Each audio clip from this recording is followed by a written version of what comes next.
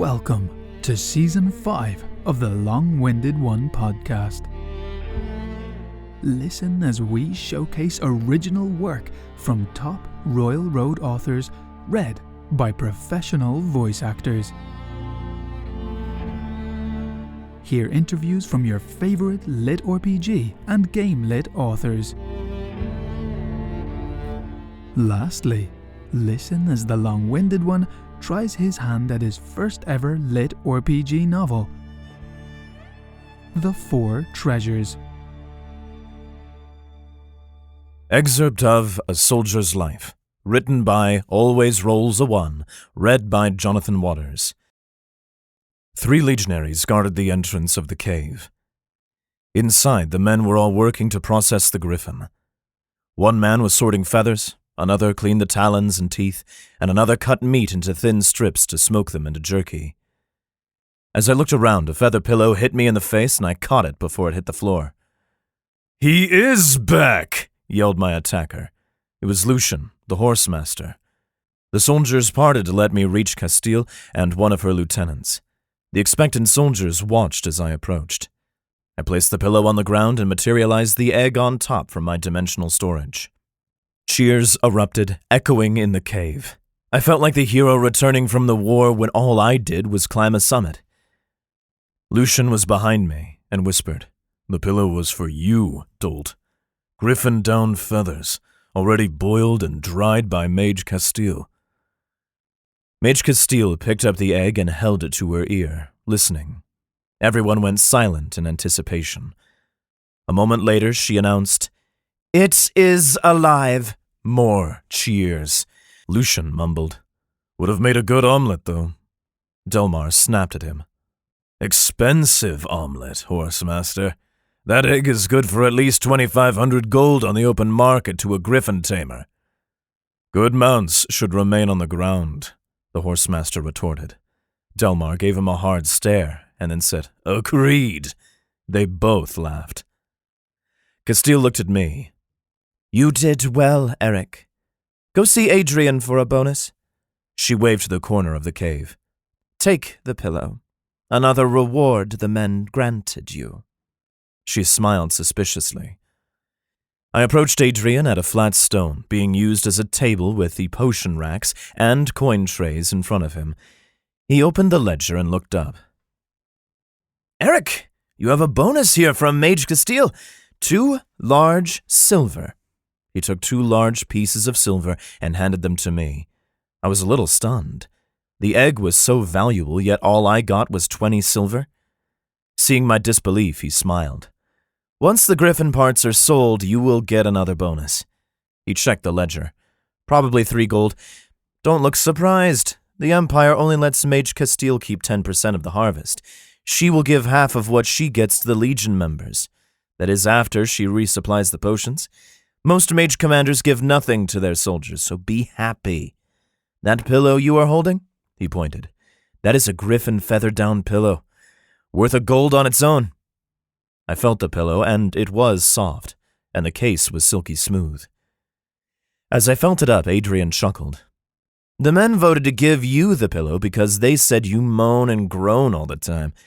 Although they gifted it to you as a joke, I suggest you hang on to it and sell it when we reach a larger city. Quilters prize those down feathers."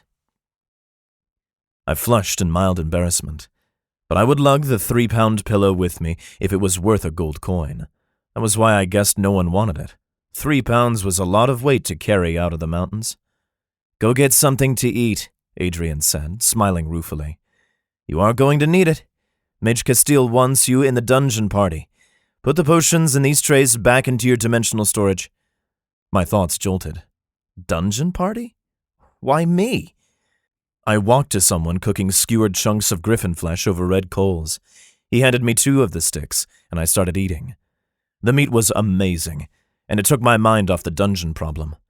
It was salty, sweet meat and melted in my mouth. The cook smiled. "We had some kraken salt left and a few spices. It is an instant marinade." "Kraken salt?" I asked, while devouring the meat. I hoped to get more. He laughed. "Yeah, it is distilled from kraken blood, a byproduct of alchemists. One of Mage Castile's vanities. She breaks it out when we celebrate. He paused and switched his tone to slightly more ominous. Or sometimes when we are about to do something that might get some of us killed. He looked at me seriously. A kind of last meal. I reached for another skewer, and he slapped my hand. 2 each. He then reconsidered and handed me a third skewer. I walked to my tent numbly and found Rena studying her book using a lightstone. Rena looked up as I sat. Sorry to hear you're going into the dungeon in the morning. Mage Castile announced the 6 delvers going before you got back from the griffin nest. Just the 6 of us? I asked, suddenly more concerned. They tested the dungeon entrance. It only accepts a fixed number of people at a time. After that number is entered, the doorway prevents others. The dungeon limit could be 7, so the Baron's son may be alive inside, Rena said doubtfully. I sat next to her, with my anxiety rising. Why are we even going in? I thought the dungeon absorbed corpses after people were killed. If the Baron's son is dead, we will not find any evidence anyway. And it has been a month since he was missing. He must be dead already, I grumbled while finishing my griffin meat. Rena had a sympathetic look. Mage Castile is strong, and she is taking her best fighters. Well, her best fighters, not including you. She giggled, trying to break my sour mood. Delmar has been into dungeons before, and he is going. I heard them talking, and he said the dungeon had safe areas in it where the creatures would not attack you. I think the plan is to search those safe areas for the Baron's son. So you are not coming, then? I asked the red-haired mage aspirant. No, I have not learned any spells. As you know, my only spell form is flight, she replied softly. I would not be of much assistance in a dungeon. I finished my meat and relaxed against the stone wall, and Rena scudded beside me. The cold stone on my back felt good. The looming, black, oily surface of the dungeon entrance nearby put a damper on my mood. Rena's knees were touching, and I knew her closeness to me was a good sign. My fantasies were ended when Castile announced the dungeon team had 4 hours to rest up. There was a brief period of silence before I asked if Rena could read to me again. She took out the book, and I asked about affinities unrelated to me before asking about the time affinity. Rena turned the page. Time? Only 1 is listed for each range of affinity. I waited expectantly while she read. The easiest to learn is something called time sense. It lets you always know what time it is. That is probably useful in dungeons. Did your affinity with time gem light up on the disc? I lied to the young woman. No, I'm just curious. I also like listening to your voice. What are the other 2? She blushed at my words. She returned to find her place in the book. The mid-tier spell form is called Hasten Self. It allows the mage to move faster. Very useful. I briefly fantasized about being able to weave through an army, moving at lightning speed. Rena continued. The highest tier spell form listed is called Slow Aging. It allows you to slow the aging of an object or person, but it fades over time. She put down the book and thought. Wow, that would be amazing. It's too bad the time affinity is so rare. I would guess the Emperor has the mage casting this on him constantly. He has been the Emperor for, 300 years? She turned to me, her emerald eyes studying me. I don't know, I replied warily. I knew absolutely nothing about the Emperor as I was not from this world. Yeah, I think his 300th birthday celebration was 3 or 4 years ago, Rena said, thinking.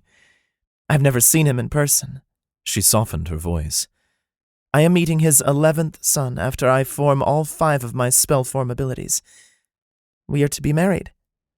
The air was suddenly very thick. I did not know what to say. I wanted her to read on, but I also felt I should console her. She would probably live in luxury, so should I feel sorry for her? I finally said, 300 years old and only 11 sons? That was clearly the wrong thing to say. I tried another tactic. If you are so important to the Emperor, why did High Mage Dacian leave you with us? Rena huffed. The Emperor has 17 sons still alive. I don't know how many have died over the years. As to High Mage Dacian, he only cares about growing his own power. We came out here to get the Apex Earth Essence from the Bullet. It is the only way he can grow his Earth affinity now, with Apex Earth Essences. She shifted uncomfortably. The High Mage is probably one of the 5 most powerful mages in the Empire. He can pretty much do what he wants, as long as he answers the Emperor's call to war. She stared off into space. I am sure if I die, they will just find another wife for the Emperor's son anyway. This has been A Soldier's Life, written by Alwaysrollsaone, read by Jonathan Waters. Produced for Season 5 of the Long-Winded One podcast. The author and/or any present or future publishing company retains all of the rights for the associated work. This work was read by permission of the author. Hi folks, Jonathan Waters here. If you like this book and/or my voice, you can hear more of my stuff at johnwatersvoiceover.com. Or you can look at Audible and search up either John Waters, Jon, or Jonathan Waters, and find all my books there, whatever genre you're into. Thank you for joining us down this Lit RPG deep dive. Please consider giving us a review on Apple Podcasts and visit us over at longwinded.one, where you can see past episodes and find all of our socials, even our new Discord server. We hope you enjoy.